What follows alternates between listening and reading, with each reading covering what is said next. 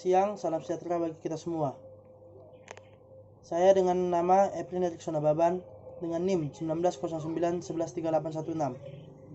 Di sini saya akan melanjutkan penjelasan saya tentang dakwaan. Surat dakwaan diartikan oleh para ahli hukum berupa pengertian surat akta yang memuat perumusan maupun simpulan dari hasil pemeriksaan penyidik yang kemudian dihubungkan dengan pasal tindak pidana yang dilanggar dan didakwakan kepada terdakwa. Berikut ialah dasar hukum dakwaan.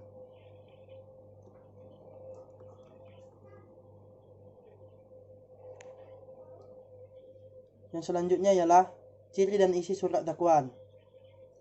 Sebagaimana disebutkan dalam pasal 143 ayat 2 KUHP, penuntut umum membuat surat dakwaan yang diberi tanggal dan ditandatangani serta berisi nama lengkap, tempat tanggal lahir, umur atau tanggal lahir, jenis kelamin, kebangsaan, tempat tinggal, agama, dan pekerjaan tersangka.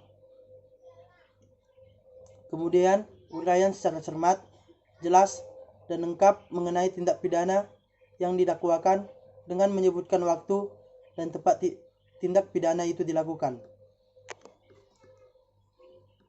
Selanjutnya ialah bentuk surat dakwaan.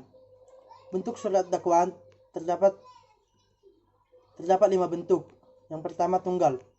Dalam surat dakwaan hanya satu tindak pidana saja yang didakwakan, karena tidak terdapat kemungkinan untuk mengajukan alternatif atau dakwaan pengganti lainnya.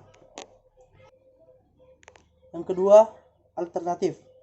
Dalam surat dakwaan terdapat beberapa dakwaan yang disusun secara berlapis.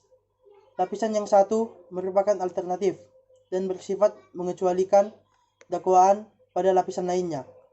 Bentuk dakwaan ini digunakan bila belum didapat kepastian tentang tindak pidana mana yang paling tepat dapat dibuktikan.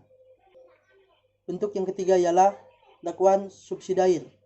Sama halnya dengan dakwaan alternatif, dakwaan subsidiar juga terdiri dari beberapa lapisan dakwaan yang disusun secara berlapis dengan maksud lapisan yang satu berfungsi sebagai pengganti lapisan sebelumnya. Bentuk yang keempat ialah dakwaan kumulatif.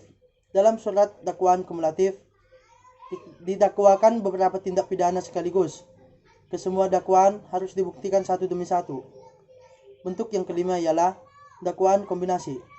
Disebut dakwaan kombinasi karena di dalam bentuk ini dikombinasikan atau digabungkan antara dakwaan kumulatif dengan dakwaan alternatif atau subsidiar. Sekian yang dapat saya jelaskan tentang dakwaan. Apabila terdapat kesalahan kata, mohon untuk dimaafkan. Akhir kata saya ucapkan terima kasih.